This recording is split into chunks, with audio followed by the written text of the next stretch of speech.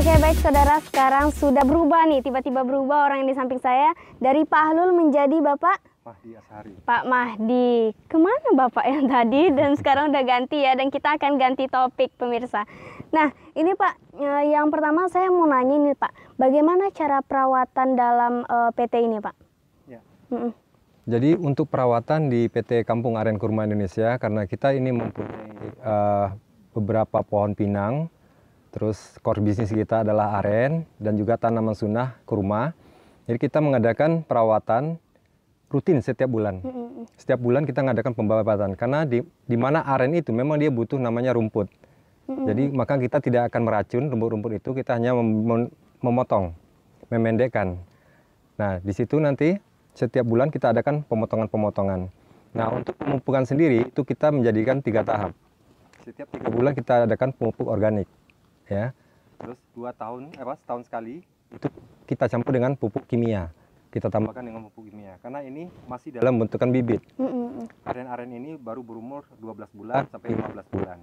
Nah saat ini yang sudah di tahap 1 ini kita sudah lihat ini sudah berumur sekitar 2 tahunan. Nah itulah prosesnya itu bagaimana kita menumbuh kembangkannya. Karena apa? Kalau kita menumbuh kembangkan tanaman itu akan bermanfaat untuk kita. Jadi prosesnya seperti kita merawat anak bayi lah gitu ya.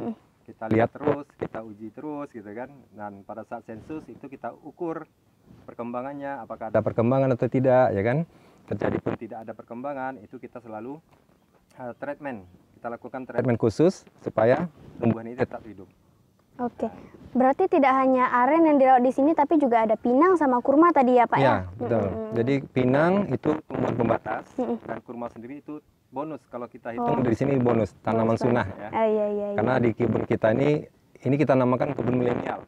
Jadi yang ikut campur atau ikut mengelola di tanaman ini, di kaplingan ini itu anak-anak muda semuanya. Jadi makanya di kebun milenial.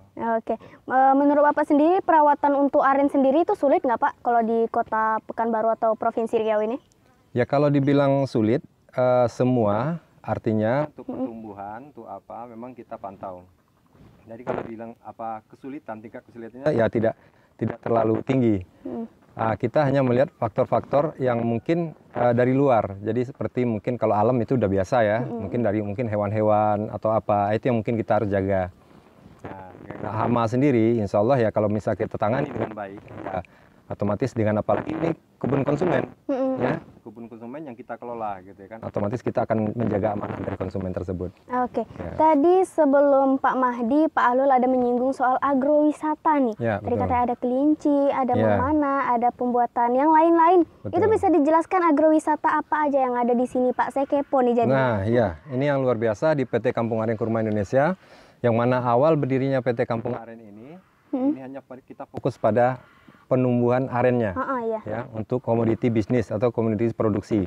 Tapi setelah berkembang dan perjalanan, ini karena kita berada di Riau ya, apalagi ini masuk Kabupaten Kampar, berdekatan dengan Pekanbaru. Dan setelah banyaknya konsumen yang berasal dari Pekanbaru, ini melihat setiap mereka ke sini itu loh, ini enak nih, bagus dijadikan tempat wisata, bagus. Jadi dari situlah mungkin kita terbersit ide atau istilah penambahan estetika dari kebun itu sendiri. Nah, jadi di situ kita mulai, pertama awal sekali itu kita baru mengadakan memanah. Memanah ya? Memanah. Setelah kita adakan memanah, antusiasme ini konsumen ini banyak sekali. Jadi muncul lah kan, artinya olahraga memanah ini, maka kita kembangkan lagi. Ada sekarang taman kelinci. Nah, ke depan nanti di tahap 2 kita akan bentuk lagi berkuda dan juga ada pemandian sungai, anak sungai, pemandian anak sungai mungkin bisa ya jatuhnya kalau tepatnya itu ekowisata. Jadi ekowisata kita itu berbasis agro, peternakan, nanti ini termasuk kuda, kelinci, terus ada perikanan. Nah, sekarang kita sudah mengembangkan namanya bioflok perikanan. Jadi bioflok dan juga ada untuk pakannya sendiri ada magot. Nah, magot ini untuk pakan bioflok udah kita kembangkan, nanti kita bisa cek juga ke sana. Nah, jadi lanjut seterusnya nanti ini akan menjadi tempat objek wisata pilihan mungkin orang-orang kota atau di luar kota Pekanbaru. Oke, berarti ini tidak hanya berkebun, cuman ada juga kita buat agrowisata biar mereka yang berkebun di sini bisa liburan sekalian gitu maksudnya, bukan Iya, Pak? betul. Oke. Jadi artinya awalnya hanya menginginkan konsumen itu hadir. Hadir. Tapi setelah konsumen hadir membawa saudaranya, membawa ininya, kita yang berkeinginan lebih. Artinya apa? Supaya mereka nyaman dan biar mereka betah merasakan, di mereka betah di kampung sini. aren ini Makanya ya, kita Pak, ya? ada memanah, nanti insya Allah ada berkuda, ada berenang di sungai, ya kan? Ada memancing, ada juga kuliner. Nanti kulinernya itu insya Allah tahap 2 ini akan kita bikin, itu kalau nggak salah menunya tuh kepiek ndak betulang gitu kan. Menu ciri khas dari Kampar ya. Oke. Nah itu, jadi ke depan dan nanti banyak lagi spot-spot foto atau view-view yang bisa kita kembangkan di sini. Sekarang kita mulai dengan kelinci, nanti ada kebun stroberi, ke depan lagi ada nanti view ya, atau arung jeram apa namanya tuh, plengpok ya kan. Nah, ada rumah pohon, insya Allah ini lagi kita kembangkan. Oh, sepertinya bakalan rame ini Insya sepertinya Allah, Pak ya. ya. Oke baik Pak, ada yang kita kacangin dari tadi di tengah Pak. Ya ini. Nah, Nah ini naumut. Oke, ini bisa dijelaskan Pak, produknya seperti apa dan pengolahannya bisa jadi seperti ini tuh betul. gimana ini? Jadi inilah fokus kita, artinya apa? Kita memperlihatkan kepada konsumen bahwa PT Kampung Aren Kurma Indonesia ini tidak main-main.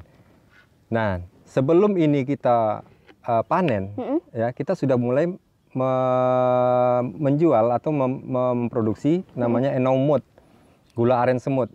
Nah, jadi inilah hilir kita nanti. Inilah produk kita nanti. Artinya pada saat ini semua panen, ya prosesnya nanti itu nira kita ubah menjadi gula. Nah gula itu kita olah lagi menjadi gula semut.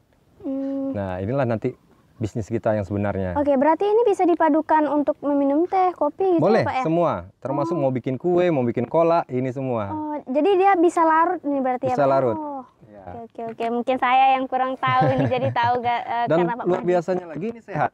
Kenapa dikatakan sehat? Karena di mana-mana kalau misalkan orang diabetes, itu jangan pakai gula biasa, pakai gula aren. Seperti itu. Oke, baik, kita udah tahu ya. Berarti ini boleh dong buat minum teh. Oke Pak, ini saya masih ada rasa penasaran karena kita mau lihat mana yang pohon aren, mana yang pohon kurma, mana tadi kelincinya dan juga memanah tadi ya, kita bakalan putar-putar di sini boleh? Ya, boleh. Nanti kita antar, kita ini kan. Apalagi nanti ke depan kita juga ada pesantren alam namanya. Waduh, yang ada akan pesantren dikelola juga oleh Yayasan PT Jejak Kaki Penuh Negeri. Yayasan Jejak Kaki Penuh Negeri. Aduh, rame di sini sepertinya Pak ya. Insyaallah ini setiap sebulan sekali itu sudah ada pernah mengadakan mabit di sini. Jadi mereka apa istilahnya berkemah ya, berkemah di sini. Nah, dan mengadakan pengajian-pengajian. Jadi boleh berkemah di sini, Pak? Boleh. Nanti tinggal siap-siap hubungi tim TV perusahaan Riau, aja. kemah di sini. Oke, baik. Kita boleh jalan-jalan ya, Boleh, Pak ya setelah kita ini. jalan, ya. Oke, baik pemirsa, tetap ikutin saya di TV Riau bersama Pak Mahdi. Nanti kita akan keliling-keliling, jadi jangan kemana-mana, tetap di TV Riau.